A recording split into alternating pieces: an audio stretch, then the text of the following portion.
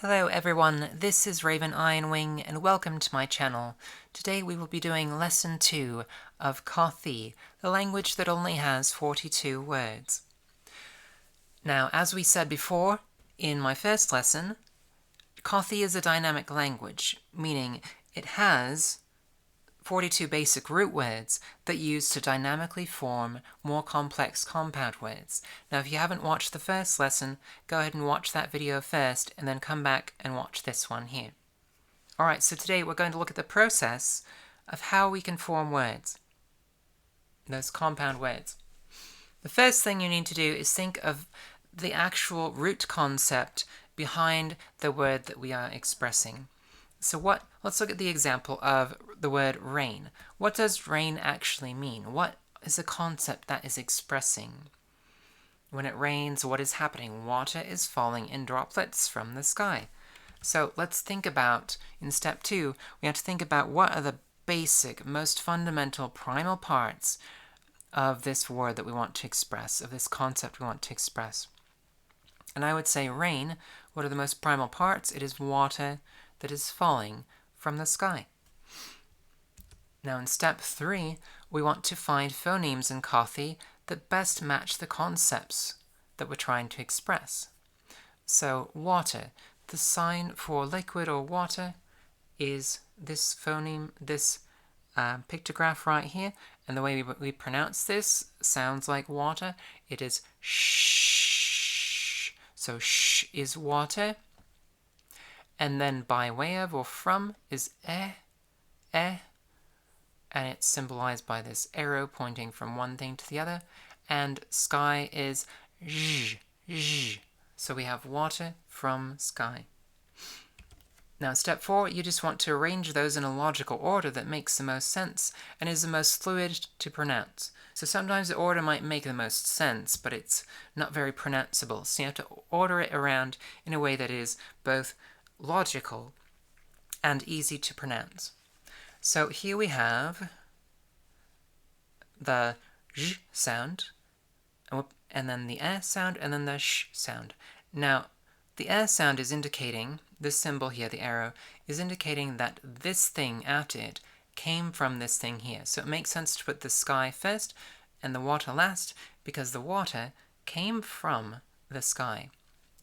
So you put it all together, and that gives us the word zhesh. So zhesh means water that came from the sky, or water coming from the sky. Step number 5, you want to look for simpler alternatives that might sound better. Now, an alternative for zhesh could be zhash, that simply just means sky water. You could just call rain sky water. It's simpler, but it's not any easier to pronounce and contains a little bit less meaning, so I would actually go with zhesh over josh. But there are different versions of words that fundamentally express the same thing in Kawthi. So if you follow those basic steps, then you should be able to come up with all sorts of words dynamically and name a lot of different things and concepts. Let's look at some more examples. The word soup. Okay, let's break soup down into its basic parts. Soup is a food, and it's in liquid. How do we say that? Food, or consumption, or consume, is associated with the symbol t, the open mouth. And then in is a circle with a dot inside of the circle. So an object inside of some sort of container, and that's pronounced oo, so tu. And then we have water again, or liquid, sh. So we have the word touche for soup. Touche. Touche is soup. Next up we have sadness. Sadness is an emotional feeling, so we're going to use the I. So, and this is pronounced la. It's a pictograph of an I showing emotional feeling. La. It's that L with sound at the tip of the tongue. La, la, la, la. And it is a strong emotional feeling, so we're going to use the intensifier, the R sound. And then we're going to use the sound for pain, which is nga, nga, as in among, nga. So long is an emotional feeling of pain or sadness. Next up we have happy. Happy is a positive emotional feeling. So positive is that smiley face, and it's very positive, so we're going to have wa, and then it's emotional feeling again, so we're going to have that la, wal. So wal is a positive emotional feeling or happy. So let's look at the concept for friend. What is a friend? A friend is an individual, a person that is close to us and that is caring and that we care for. So we're going to associate closeness, caring, and a person all together.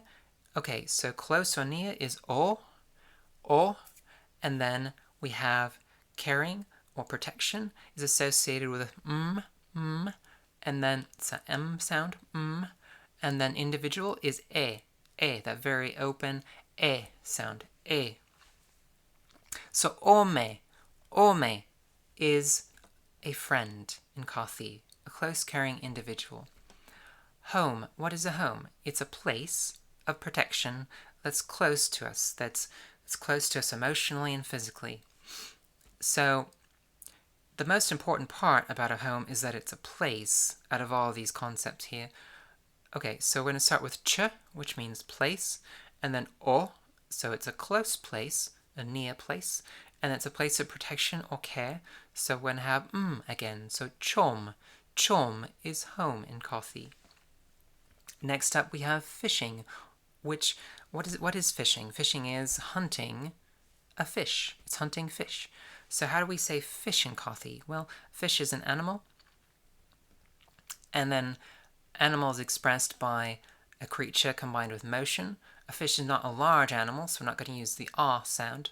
We're going to use the sound because it's kind of a regular sized animal. Some fish are really small, some fish are large, but generally they're kind of in between. I could talk about a large fish, but here I'm just talking about a regular fish. So we have d. So d, motion, and then it moves through water or by way of water. So we have sh again, and we have the sound g for hunting. So g, v, desh, gavadesh, gavadesh. So vadesh is fish, gavadesh is to go fishing. Now, some notes about nouns and verbs. In Kawthi, many nouns are also verbs. This is also true in a lot of other languages, even in English. So in English we have the word rain. We could say, I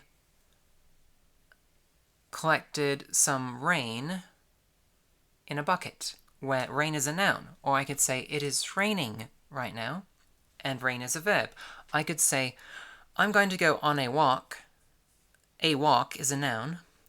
But I could say, I walk every day, and then it becomes a verb. So there are a lot of words like this in various languages, and Kawthi is no exception. But with Kawthi, if it makes sense to express it as a noun and a verb, then there's no need to have a separate word for each one. So we do this even more often in Kawthi. Let's look at the word ta. Ta as a noun means food, or a lot of food, like a meal. But ta as a verb means to consume a lot of food. So I could say, we se dosta, we se dosta, we se dosta, which means I, to you, move near in an interaction, food, or I give you food. So we're seeing a little bit of the simplified grammar here for Kawthi. So there we're using food as a noun. We are giving food. Or I could say, I eat soup. We ta tush. We ta tush. I said that wrong. We ta tush. So I eat soup. We ta tush. There we're using ta as a verb. What about feeling? Feeling can be used as a noun or a verb. I could say, Uwe chala, which means inside of me there is a bad feeling. Or I could say, Uwe la ha, which means I feel bad. So in one I'm using it as a noun, the other one I'm using it as a verb. Alright, a few notes on the structure of words. In Kawthi, generally you'll find vowels between each consonant, but that is not always the case. If a consonant can logically be placed next to another consonant in a word and pronounced fluidly that way, without taking away anything from the meaning, then there's no need to put the vowel in there. So for example, for the word for amphibian, it is shervid, shervid.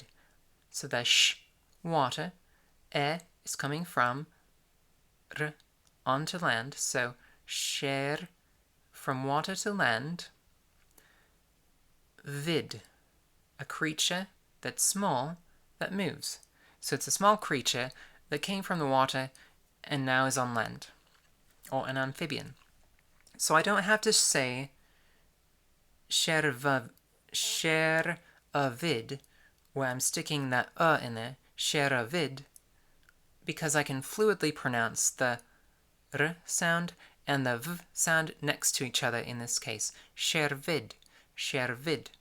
It's very fluid that way, but if I stuck the in there, it doesn't really make this, it doesn't add any more meaning or take any meaning away if I take it out. So either way works, but generally this would be the accepted way, shervid, because that is not really necessary to carry the meaning or to pronounce it correctly. Now, if we want to say blood or life liquid, I can't just stick the h sound next to the sh sound, hush, because I can't really vocalize hush very well. So I need a vowel to be able to vocalize that properly, and since blood is very necessary to our life, we're going to use a strong vowel, we're going to use that r sound, so we have hush. Hush is blood. Life, water, blood, hush. So in some cases, we definitely need those vowels between the consonants. In other cases, not so much, but you're going to need at least one vowel in every word. Alright, let's do some vocab practice of the vocab words we learnt in today's lesson. We learnt the word rain. To say rain, it's jesh, jesh, rain. We learnt the word amphibian, shervid. It's a tiny creature that came from the water onto land, shervid. We learnt the word blood, life water, hush. We learnt the word soup. It's food in liquid, so tush. We learnt the word sadness, or emotional pain, lung. We learnt the word for happiness. It's a good, very good, positive feeling that's emotional, so emotional feeling, wal, happiness.